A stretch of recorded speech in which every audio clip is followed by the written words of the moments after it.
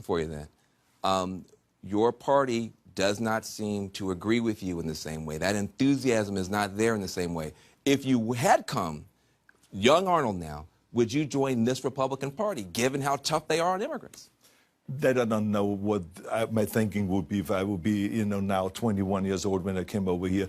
I just tell you that I was absolutely in heaven when I heard Nixon talk. It was the campaign between Nixon and Humphrey, and I heard Humphrey talk, and it was like, wait a minute, I'm back in Austria again. And then, and then I heard Nixon talk. It was refreshing, to open up and to have world trade and to be strong military, strong law enforcement, get government off your back. And all of this kind of dialogue that I've heard was so appealing to me that I said to my friend, I said, what party does he belong to? And he says, and my friend was a Democrat, and he said, disgusting, disgusting. He says he's a Republican. And then I said, well, then I'm a Republican. I said, so he was disgusted about it because he was a Democrat. But, so I fell in love with the party. And I'm when you think of me as a Republican, I am a Lincoln, Teddy Roosevelt, Ronald Reagan Republican. I mean, what that really means is that, Lincoln was, during that time